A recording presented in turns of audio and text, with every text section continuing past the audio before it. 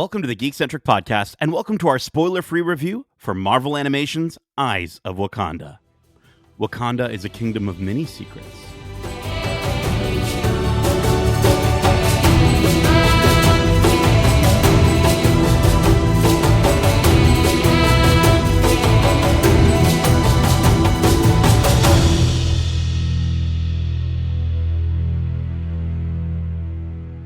Welcome to the Geekcentric podcast. My name is Nate, and this is our spoiler-free review for Marvel Animation's Eyes of Wakanda.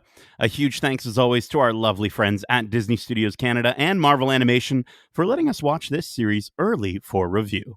If you're joining us for the first time, we are Geekcentric, a podcast celebrating the world of movies, TV shows, games, and all things Geekcentric. Now, like the incredible people of the nation of Wakanda, I know how important it is to work together. So, I'm not alone for this one. I've got two wonderful friends with me who I'd certainly trust to bring back any stolen, pieces of my collection to me. First up, she's mapping out the mystery of the incredible Wakandan history. She's Megan, the ancient artifact chasing Chambers. Hey, I like it. Yeah, not just a regular old artifact. You can't just be out here. Only ancients. Only ancient ones. And listen, tracking her every move like a panther in the night. He's Darcy, the heart-shaped herb harvesting Hudson. Heart-shaped herbs? I don't Oh! like how you made me sound there. I'm stalking her. And well, no, Kate, you focus too much on the first part, Darcy. I'm sorry. That's the first part I got hung up on. So you lead in with, I'm like, okay. Like a panther, the Black Panther. Yeah, I guess so. You know? Yeah, okay. Yeah, okay, sorry. But I've had a day, man. I'm sorry. It's all good. Listen, happy to be back here. Happy to be talking about two of our favorite things, Marvel and animation. Yeah. They go together like chocolate and peanut butter. Did you see the new the Reese's Oreo collab that's going to be coming up?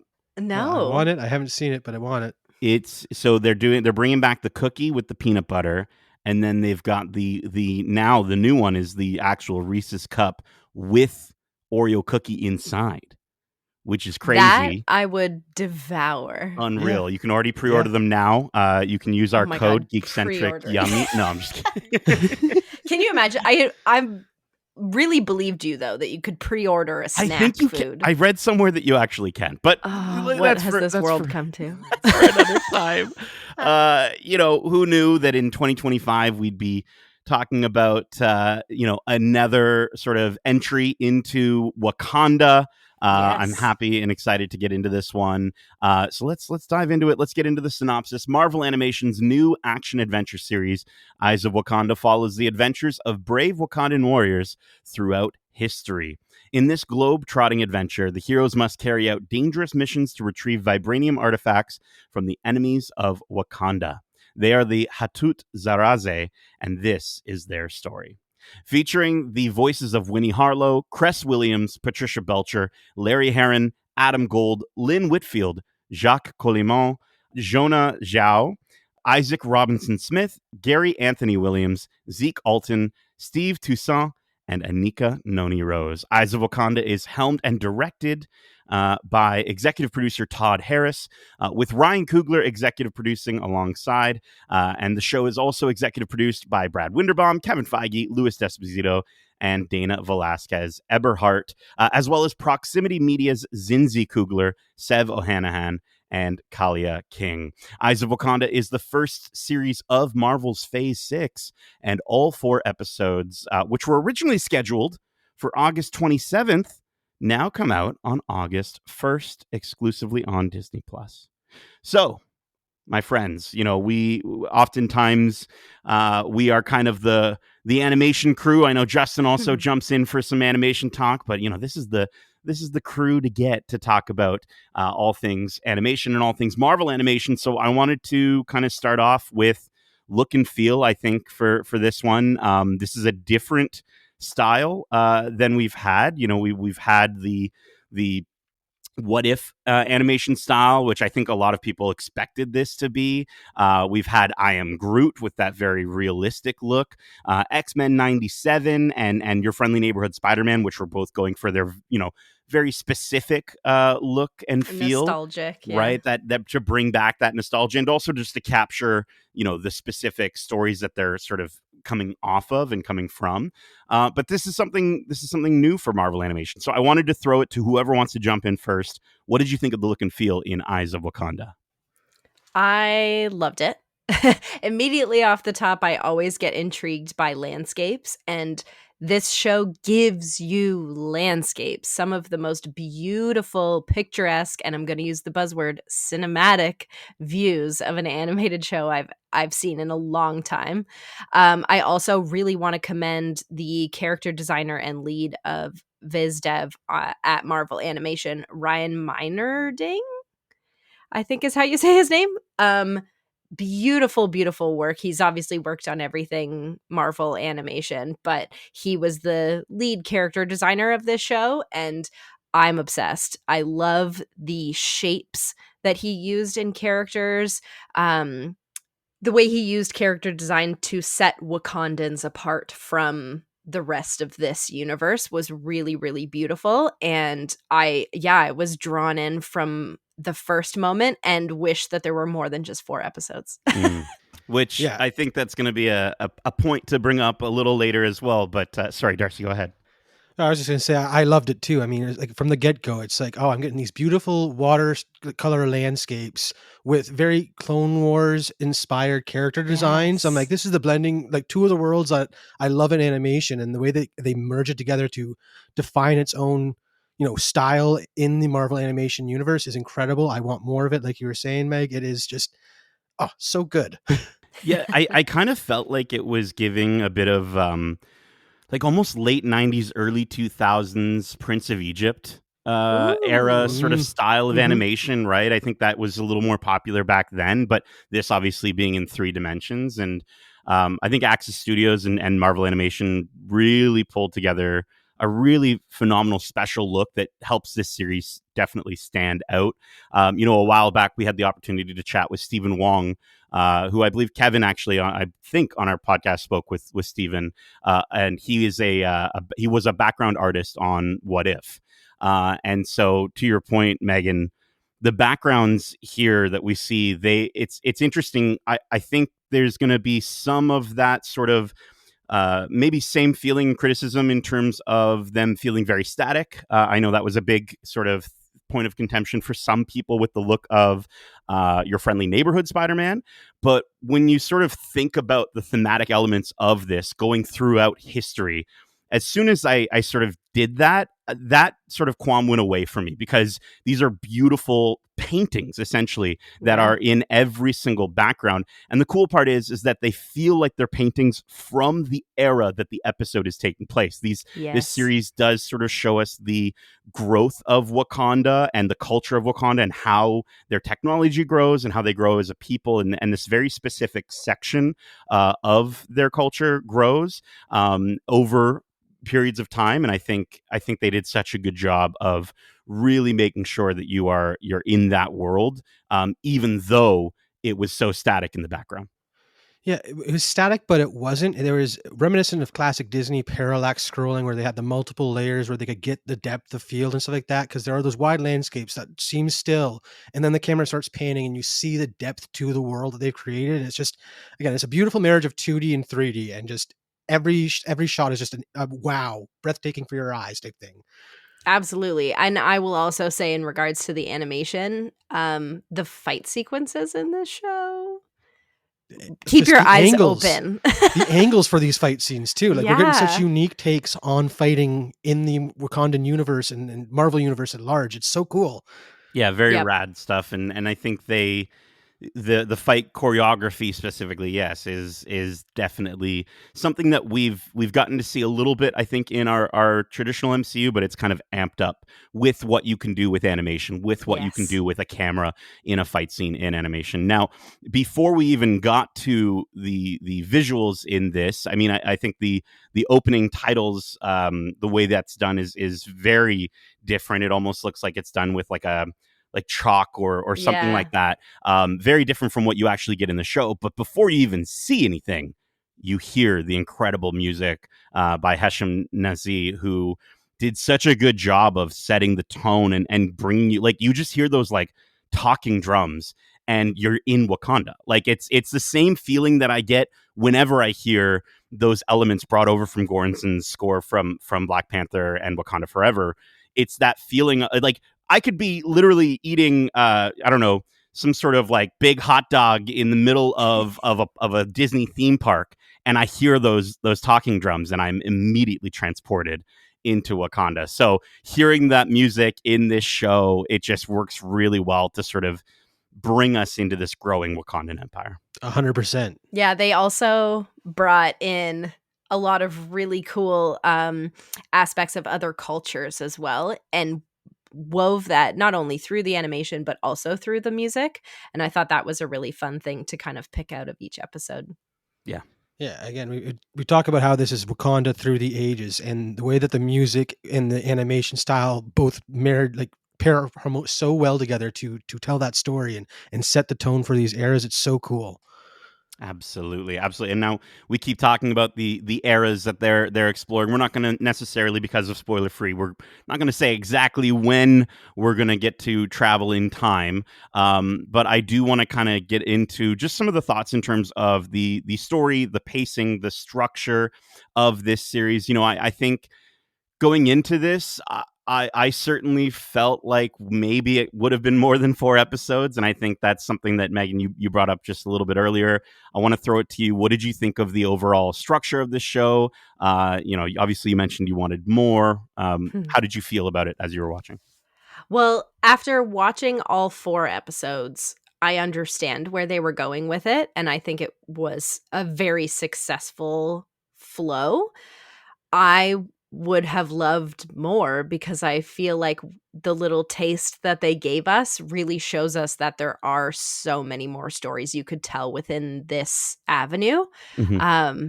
It was such an interesting look at Wakanda, and not through the Black Panther lens. It was through many different lenses with the Wakandan people. So, yeah, I would love more. Mhm.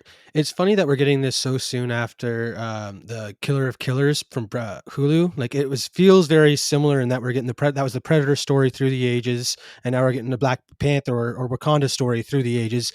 But again, the pacing worked for me. I understand wanting more, but it almost is like this is a little taste, a teaser of what we could get, and where they go with these stories definitely leads you to again want more, and hopefully Marvel listens and will give us more because it is such a phenomenal exploration into the history and just seeing how Wakanda acted before we started seeing them in Civil War. And like we only know very recent Wakanda, and through the history, it's had such a rich and diverse story. Like I want more. Again, it's just I want more. Yep. You know, during our spoiler filled discussion for Fantastic Four First Steps, which if you haven't listened to, definitely go check that out. But Darcy, you had a really great idea of taking the animated, there's sort of an animated cartoon that's the in-world cartoon in Fantastic Four, Mhm. and turning that into a series. And I think back to the excellent What If episode that takes place in 1602 Shakespeare times was one of my favorites of that entire series. And so you know, with this show, it's like, yeah, I really want Marvel to hone in on telling stories throughout different times. Like, you know, not just different art styles, sure, but different points in time. And we get a little bit of that with Eyes of Wakanda here. And Darcy, you brought it up, Predator Killer of Killers, which is also, if you haven't seen it, it's a gorgeously animated film that follows a very similar narrative structure to this, even though that is a movie. It is sort of, you know, even in Justin's interview, he kept accidentally referring to it as a series because it does feel like that movie feels like a series of sort of 3 stories that culminate into a 4th story. And so coming into this, it's a little tricky for me, Darcy, because I couldn't help but continue to compare the two. And it's funny because in the first episode of this series, there's, it features this ruler that is bringing together generals from around the world to lead his army. And there's this Viking woman that unfortunately looks almost identical to one of the main characters of Killer of Killers. So as much as I tried to sort of block that out, it kept sneaking its way back into my head during the first episode. And I was thinking, oh man, okay, well, they're going for this violent sort of element, and there's barely any blood. They do pull their punches a lot in terms of showcasing some of the violence, or at least the violence that it's inflicted by our hero character. We do get to see some of the bad character, but that's standard. And it sort of brought me to the idea of like, wow, imagine if they could have just let loose and really, kind of went a little more wild, a little bit more mature. And again, I understand that this is an animated project. It's on Disney Plus, and that kids are going to watch this. But I guess it was just one of those things where it's like, because we are so close to the release of that excellent film, I couldn't help but kept getting brought back to that.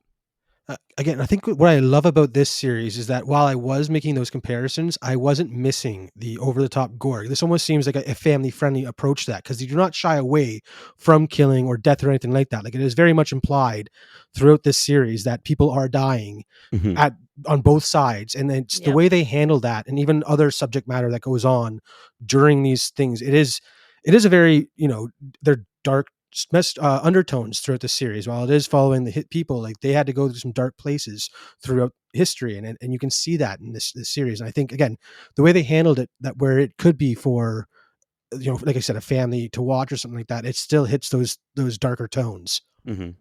Yeah, I can see that for sure. I think it was just, again, it's that proximity between the two, and it's not to the fault of them, and it's not to the fault of Predator, Killer of Killers, but it just kept popping back in. And then I think as the series goes on, and when I say goes on, I mean after the second of 4 episodes, I think it's weird. There's this weird sort of fight in my brain right now when it comes to having just come out of the Fantastic Four and applauding it for being its own thing and not having to connect so much to the MCU, where I enjoyed the first episode of this as a kind of a setup. The second episode kind of lost me a little bit, and then the third and fourth episode really brought me back. And I think it has to do with the fact that those 2 episodes, they sort of focus a little bit more. They bring the focus back a little bit more to Wakanda. And so for me, I was just like, there was this thing in my brain where I'm like, well, I want Marvel to tell stories that aren't necessarily holistically connected to the MCU. But I think where this series is its strongest is when it does bring that focus back to Wakanda a little bit more. And so it's fun to get those asides, but I really, really enjoyed episode 3 and 4. I think the only thing I will say in terms of the length of each episode, these episodes are half an hour each. I didn't find myself by the end of it feeling as connected to these characters as I wanted to. I kind of came out of it a little bit just sort of like, wow, what a visual feast. We already talked about how great the music is, but from a character standpoint, I almost feel like 45 minutes is more of a sweet spot for stories like this. And so when it sort of was going from that sort of learning the mission, finding the goal, big fight, and end 4 times in a row, I just didn't come away with it with the feeling of like, wow, I've fallen in love with these individual characters. Again, we come into it already loving the world of Wakanda and loving the idea. I came into it loving the idea of what they're going with in this. I just didn't find that the characters really hooked me as much as I would have liked. But I wanted to throw it to you guys. What did you think of these stories and these characters?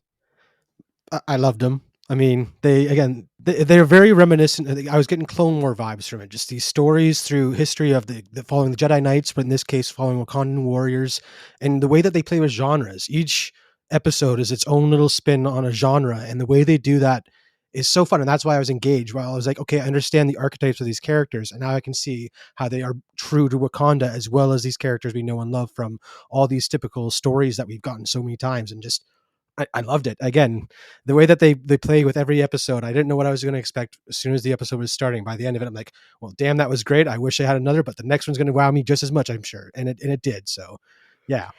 Yeah, I'm gonna agree with Darcy. I really, really loved this show and the characters, and I'm intrigued to know why you didn't connect with them, Nate, because I really found such deep emotional connection with some of them. There was a story, again, so funny how differences of opinion, that's like the coolest part about these discussions.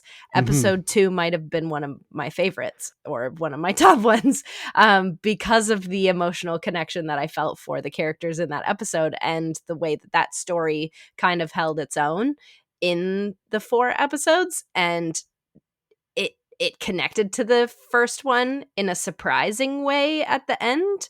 So it just, yeah, I really, really loved these characters Mhm. and the way that the story flowed. And I personally think the time of the episode is actually perfect because it doesn't give you space to have any like unnecessary exposition, which I feel that an extra 15 minutes may have done that, where they just would have extended scenes unnecessarily. But hey, who knows? They also could have been great at 45 minutes because I loved all of it. So. Yeah. Well, I just, I think again, for me, there was that combination of, again, I just wanted more time with them, and it Yeah. just sort of felt like a lot of sort of individual setups, and I personally just didn't find that the end result worked holistically as a series, and just sort of felt like this thing in the back of my mind of like, are we just at a point now where Marvel is sort of saying, hey, okay, just push this out. This is what we got. Okay, push this out. This is the we, maybe they had plans for more. This series itself went through a lot of ups and downs when it comes to sort of the production side of things, and it was going to be a lot more than just 4 episodes of this series. So I hope that there's more. I hope that there's more stories to tell, and I know there's more stories to tell, but I hope that we actually get to see them, because Yeah. I do think it's really intriguing what they've set up with this series. I think it's just as a final note on that, I feel like that is the nature of the beast of animation in the world we live in right now. Unfortunately, they always get the short end of the stick production wise for the most part. So I'm going to use my voice to hopefully get people to watch animation. If you've never seen animated stuff before, or you just kind of pass it off as kid shows, please, please, please, please, please go and look at the animated stuff that Marvel and Disney and Star Wars and everything is coming out with, because this stuff gives you art that live action simply just can't give you. Yeah, I mean, we talked about it in terms of that cinematography. We talked about it in terms of the backgrounds, and some of the movement of these characters, and also just like you said, the varied character designs. Yeah, but let's get to our final thoughts and score for this series, which we're going to be rating on a scale of 1 to 5 recovered Wakandan artifacts. Tongue twister. I think I said all of the pieces that I would want to say spoiler free in the entirety of this episode. I thought it was such a beautifully animated show. The landscapes, the character design, the music really lent itself to the story and the cultures and the timelines of this show. The performances were beautiful. The flow of the show was beautiful. I just simply want more of it, and I will always be here to support Marvel animation. So I am going to give this show a 5 out of 5 recovered Wakandan artifacts. Nailed it. Nailed it. Nailed it. Yeah. Darcy.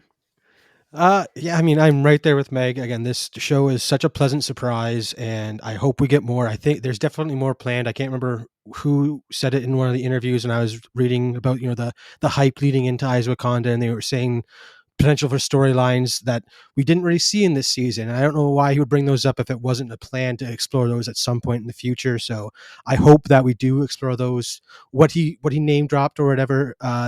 in a future continuation of this animation style, because I love it so much, and it is such a, like you said, a beautiful way of exploring cultures through this animation and through music and everything about it. So yeah, I'm right there with you. 5 out of 5 recovered Wakandan artifacts. Nice. Yeah. Yeah. Again, I actually watched these 4 episodes twice because I wanted to really make sure I gave it its best go for me. Right. And I think that these ideas are phenomenal. I think the concepts are incredible. The obviously the visuals are gorgeous, and the way that they're able to utilize animation is so good. But for me, I I think and I keep bringing it up, but in a story like Predator, Killer of Killers, to I mentioned how these episodes sort of feel a little repetitive to me. I think Predator, Killer of Killers has such a huge focus on action and a lot less in terms of dialogue, and yet even for that, for some reason, by the end of it, I just sort of cared a little bit more about the outcome of the characters in that story than I did with these ones. And that's not to say that I thought they were bad. I needed a little bit more there for me personally. I love the way that it comes together in the end, and the music is, again, instantly transports you to Wakanda, and the way that it's adapted from Gordonson's score is so well done.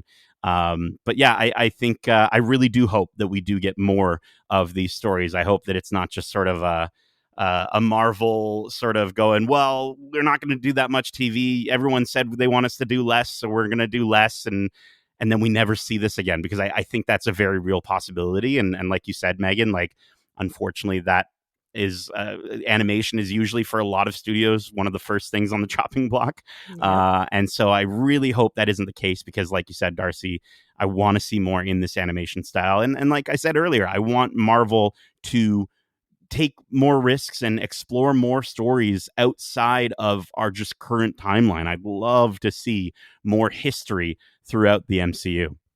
Yeah, if the multiverse is ending, going into the past and the future is like the best way to continue these stories, because it's it's still relevant in some way, but isn't something so far fetched that you need to be like, oh, it's going to affect our main timeline. It's just it's its own thing, and it can be enjoyed for what it is.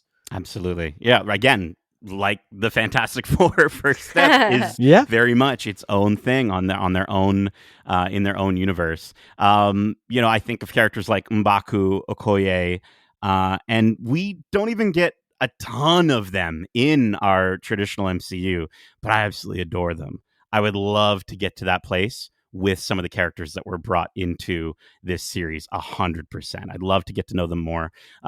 So yeah, I enjoyed this look at the Hatut Zuraze and their story. I'm going to be giving Marvel Animation's Eyes of Wakanda a very solid 3.5 out of 5 recovered Wakandan artifacts. But that is it for our spoiler-free review for Eyes of Wakanda. We hope you enjoyed it, and if you want to share your thoughts on this series or any of the movies or series we cover, well, let me just have Darcy drink from the heart-shaped herb to bring him back to life. He's dead, I guess. And he can okay, tell when you did that happen? he can tell you how you can reach us. Okay, well, I'm a bit fuzzy. I don't know when I died, and I'm concerned that something happened, and I did not notice You said it. you had a day today. I thought maybe that. Yeah. Okay. Cool. Well, they can reach out to us. Wearegeekcentric at gmail.com. That's wearegeekcentric at gmail.com. Or they can reach us on Twitter at Geekcentric YT, or over on Instagram and TikTok at We Are Geekcentric. I nailed it. I forgot it for a second there. Again, it's been a You day. nailed it. You're both getting so good at that. It's great. I love that I never have to.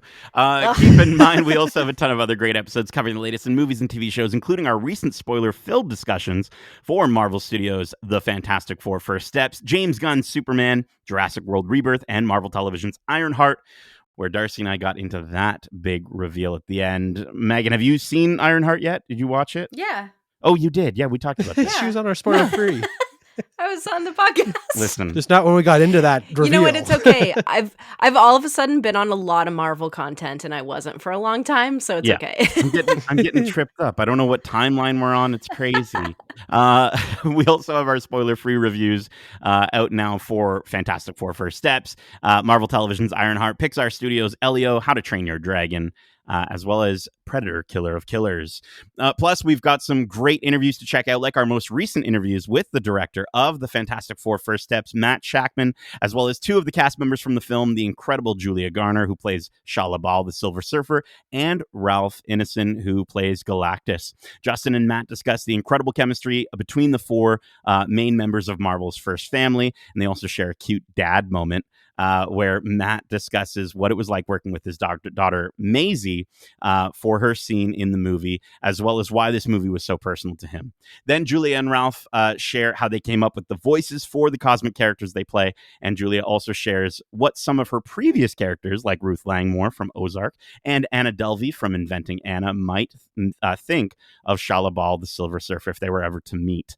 We also have interviews with most of the cast of the Apple TV Plus original series Foundation Season 3, which is out now, and our deep dive with the composer of Marvel Television's Ironheart, Dara Taylor.